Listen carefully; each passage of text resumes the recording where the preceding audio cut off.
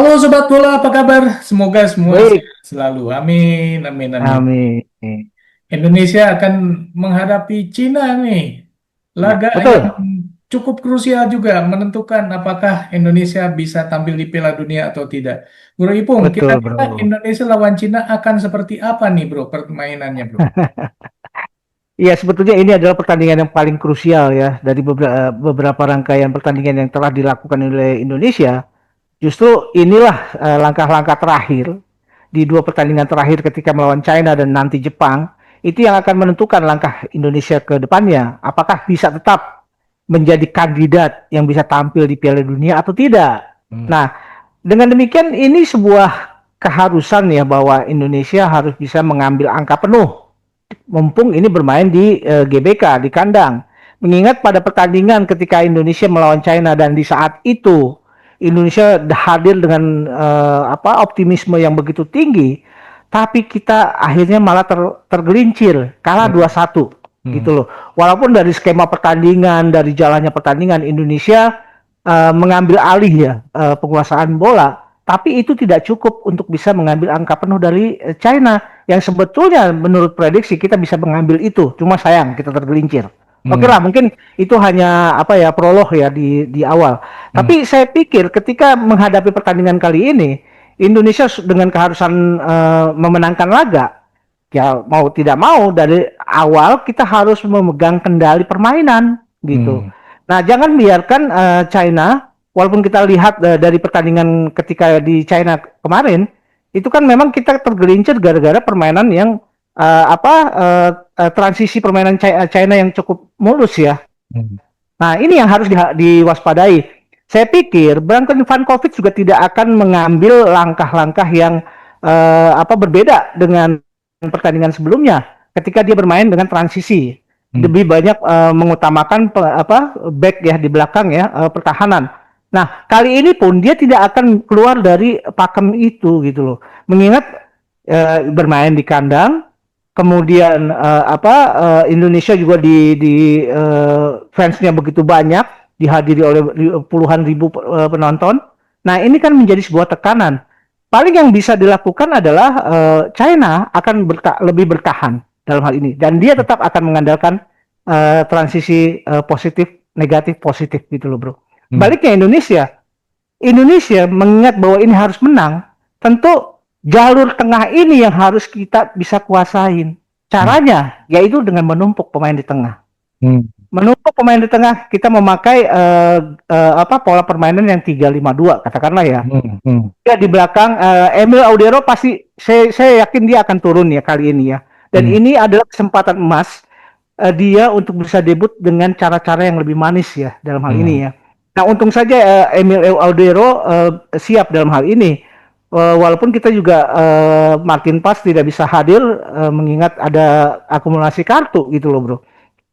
Nah, Emil Audero harus bisa memanfaatkan ini untuk menjaga gawang. Kemudian di depan, di lapisan back, itu saya pikir ada 3 back sejajar. Di kiri Justin Hubner, ini ya perkiraan saya ya, analisa saya.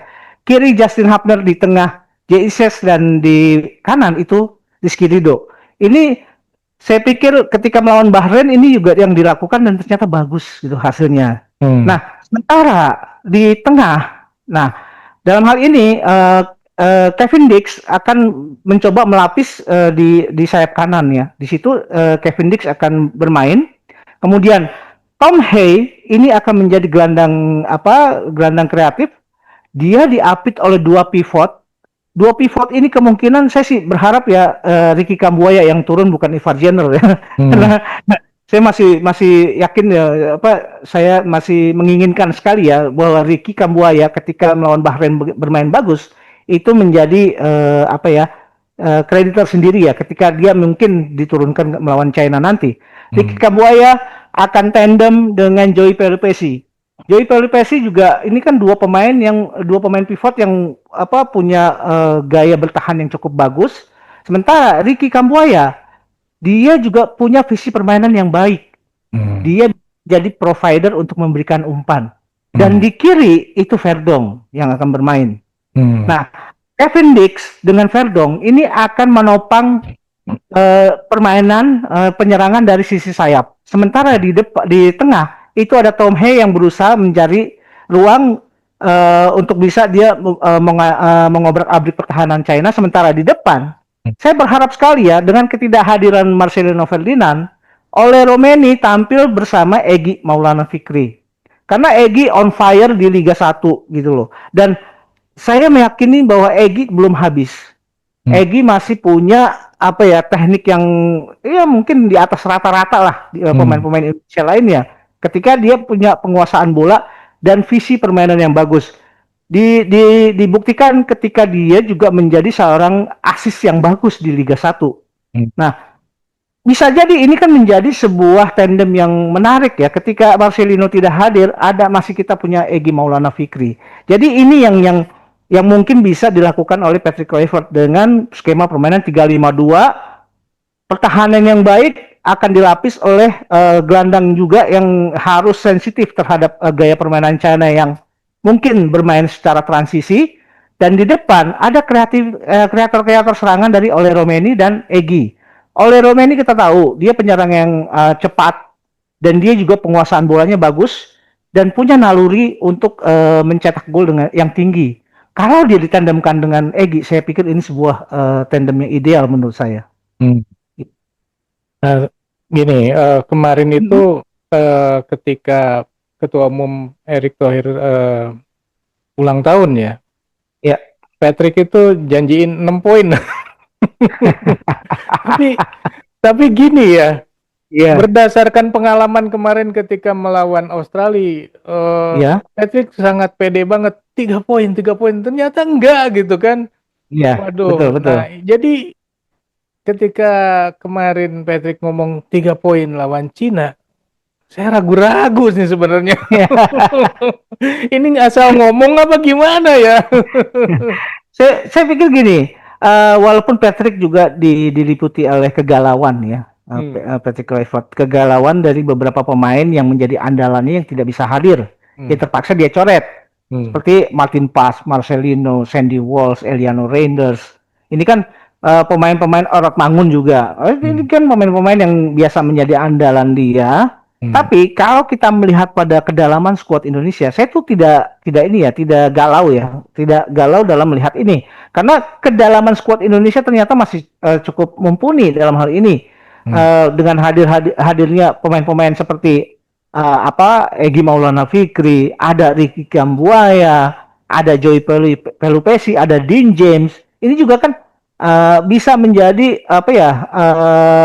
pelapis katakanlah ya. Di situ masih ada Asnawi, ada Ivar Jenner. Jadi saya pikir kalau Patrick mengatakan 6 poin dari 2 pertandingan, memang ini sebuah optimisme yang tinggi sekali ya sebetulnya. Karena saya meyakini melawan China kita akan menang. Tapi melawan Jepang ini masih tanda tanya. Ini tergantung dari pertandingan Jepang melawan Australia. Saya pikir gini, Jepang dalam hal ini sepertinya lebih dalam tanda kutip lebih menyukai Indonesia yang tampil sebagai tandemnya dia di Piala Dunia nanti ya. Nah, kita berharap saja bahwa Jepang ketika melawan Australia bisa mengalahkan Australia gitu loh. Nah, ini kan di hari yang sama ada tiga pertandingan yang juga krusial. Australia melawan Jepang, Bahrain melawan Arab Saudi. Dan Indonesia melawan China gitu loh. Nah, kita harap Jepang bisa mengalahkan Australia. Arab Saudi dengan Bahrain, jangan sampai Bahrain atau Australia atau Arab Saudi yang menang gitu loh. Kasih aja mereka angka 1 seri ya. Mereka seri ya. Nah, kita berharap bahwa karena Jepang sudah memastikan langkahnya ke Piala Dunia, ketika melawan Indonesia dia akan pakai lapis kedua gitu loh, bro. Maunya kita gitu ya itu. Tapi lapis kedua Jepang juga sama aja kualitasnya sebetulnya. Tapi gini ya, kan ini urutan jadwalnya itu adalah Jepang lawan Australia dulu. Setelah mereka usai, baru Indonesia lawan China gitu kan. Habis itu baru Bahrain lawan Arab Saudi. Nah, jadi kalau misalnya di laga pertama itu Australia lawan Jepang, kemudian Australia bisa memenangkan laga, maka pupus sudah Indonesia menjadi runner Betul. up, gitu kan, nggak bisa Betul. lagi jadi runner up. Tapi kalau misalnya Australia kalah sama Jepang, Indonesia masih punya peluang untuk langsung lewat jalur Iya, runner up, gitu kan. Tapi kalau nggak gitu, betul. ini ya, itu pun ya itu tadi, kalau misalnya Bahrain sama Arabnya juga seri, peluang Indonesia untuk ke posisi 2 masih kebuka gitu kan, kalau misalnya kejadian Masih. seperti itu. Tapi kita Betul, lihat betul. dulu lah yang hari ini, ya nanti baru lihat lagi yang tanggal berapa, tanggal 10 ya Tanggal nanti. 10. Iya, Yang betul. penentuan, beneran-beneran penentuannya gitu. Eh, Nah, Bro, Iya. berarti Hmm. ketidakhadiran yang misalkan kayak Marcelino gitu kan, Marcelino Iya, ini tidak bisa bermain ya karena kartu kuning, dan juga Martin Paes juga karena kartu kuning. iya. Apakah di laga nanti ketika lawan Jepang dia bisa main atau tidak? Nah, ini kan satu pertandingan mereka di grounded karena akumulasi kartu Martin Hmm. Paes maupun Marcelino. Saya Hmm. pikir ini kan bisa menjadi apa ya, alternatif tambahan ya, Hmm. kedalaman squad Indonesia akan semakin tebal dalam hal Hmm. ini ya, dengan kehadiran Marcelino dan Martin Paes. Nah, Hmm. ini akan memudahkan juga buat Patrick Kluivert untuk meracik rancangannya nanti ketika melawan Jepang. Tapi Hmm. apapun itu ya, kalau kita merujuk pertandingan antara Jepang dengan Indonesia dan Indonesia dengan China, saya pikir ini pertandingan melawan China inilah yang menjadi penentuan bagaimana nanti coach dari Patrick Kluivert ini akan merancang pertandingan berikutnya melawan China. Hmm. Jadi saya pikir nggak ada ini ya, nggak ada salahnya bahwa ini akan menjadi pertandingan ini akan menjadi rujukan ketika akan melawan Jepang nanti. Hmm. Dan dengan kehadiran dua pemain, katakanlah yang Marcelino dan Martin Martin Paes, Paes. ini juga kan akan menjadi penambah ya, menambah tebal kedalaman skuad timnas kita gitu, bro. Ini gini ya, Bro. Kan ada nama baru nih, Beckham Putra. Ya, Tapi dia kan selama ini disorot oleh media nih. Kira-kira ya. benar nggak sih dia akan menempati sebuah posisi di starter gitu? Saya rasa untuk pertandingan kali ini mungkin dipanggil pun juga tidak ya. Karena dari dipanggil dalam pengertian 23 pemain yang ada di bench atau pemain yang akan tampil di lapangan, mungkin itu Beckham belum belum belum ini ya, belum bisa tampil saat ini gitu loh. Tapi ini kan sebuah harapan ya, bahwa ada talenta-talenta dari liga domestik yang bisa mencuri perhatiannya Patrick Kluivert. Kenapa Hmm. kemudian dari dari tahap seleksi pertama ketika Patrick Kluivert juga meminta 33 pemain untuk bisa gabung di pemusatan latihan di Bali, itu Hmm. nama Beckham Putra juga tampil. Ini Hmm. kan menunjukkan bahwa kualitas Beckham Putra Hmm. itu juga bisa menjadi alternatif lain seandainya terjadi sesuatu yang memang membutuhkan tenaganya dia untuk bisa tampil di lapangan tengah gitu ya. Hmm. Hmm. Karena kita lihat Beckham Putra ini juga kan hampir mirip gaya permainannya dengan Ricky Kambuaya sebetulnya ya. Uh, Hmm. Beckham Putra itu lebih kuat dalam posisi menyerang gitu loh. Hmm. Berbeda dengan Ricky Kambuaya lebih so-so ya, 50-50%. Dia lebih dia kuat bertahan tapi dia juga punya visi. Sementara Hmm. Beckham Putra dia bisa bertahan, dia rajin untuk bertahan, Hmm. tapi dia visi permainan untuk bisa menjadi penyerang lubang itu lebih Hmm. kuat dalam hal Hmm. ini.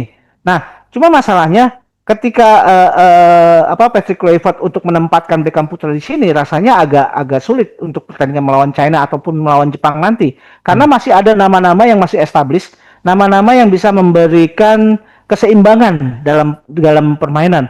Karena di situ masih ada Tom Hay, ada Hmm. Joey Pelipesi, ada Ricky Kambuaya, ada Ivar Jenner. Hmm. Nanti juga mungkin bisa ada Orat Mangun gitu loh. Hmm. Jadi tapi nggak apa-apa. Saya sih senang aja ya bahwa ada muka-muka baru dari usia yang masih belia Hmm. bisa mencuri perhatian. Itu sesuatu yang menarik menurut saya, positif Hmm. sekali. Nah, tadi kan disebut di depan itu Ole sama Egy ya. Kenapa Ya, memilih Egy dan bukan Lili Pali misalnya? kita nggak tahu apakah Lili Pali dipanggil atau tidak ya untuk menghadapi melawan China. Walaupun dia ikut training di Bali. Tapi ketika menghadapi pertandingan ini, apakah dia akan terpilih atau tidak, kita belum lihat ya line up yang sebenarnya dari 23 atau 25 pemain. Nah, saya pikir kenapa saya lebih condong ke Egy? Egy itu saya melihat punya visi permainan yang bagus. Dia buktikan dia bisa menjadi seorang goal getter yang baik, finisher yang baik. Dia juga bisa menjadi assist yang baik. Seorang yang bisa memprovide, meng-create sebuah assist menjadi gol. Nah, ini yang sebetulnya dibutuhkan oleh Romeni gitu loh. Karena oleh Romeni juga nggak mungkin bisa berjuang sendirian. Dia harus juga ditopang oleh pemain-pemain yang bisa bermain one two dengan dia, dan dia juga yang juga mampu membaca pergerakannya oleh. Dan dengan kapasitas pengalamannya Egy yang sudah pernah bermain di Eropa, saya rasa ini ya tidak terlalu sulit untuk bisa ngeblend antara Egy dengan Ole Romeni gitu, bro. Nah, kalau Indonesia dikirakan akan menang gitu melawan China gitu, golnya berapa nih? Banyak apa sedikit? Saya prediksi 2 gol ya, 2-0 atau 3-1 ya. Pokoknya selisih 2 gol. Saya yakin bahwa Indonesia akan bisa mengalahkan China kali ini. Dan dukungan publik yang begitu menggebu, dan inilah harapan satu-satunya, katakanlah ya, jangan sampai kita kalah gitu loh. Jangan juga kita bisa seri, karena itu akan makin berat ya langkah kita kalau misalkan kita harus bisa bersaing di posisi 3 dan 4. Tapi kalau kita bisa mengambil posisi atau mengambil poin penuh dari China, rasanya kalaupun kita tidak bisa menjadi runner up terbaik, kita bisa masih lanjut di posisi 3 dan 4 nanti, bro. Oke, Sobat Bola. Ya gimana ya? Lawan China ini krusial banget. Jadi memang harus menang sih. Betul. Dan pelatih kita juga sudah bilang 6 poin artinya lawan China juga akan menang. Tapi sungguh akan seperti itu kejadiannya? Kalau menurut Sobat sendiri akan seperti apa kira-kira pertandingan Indonesia lawan China? Silakan tulis di kolom komentar. Sekian dulu obrolan kita lanjut di obrolan lain. Sampai jumpa. Bye. Thank you, bro.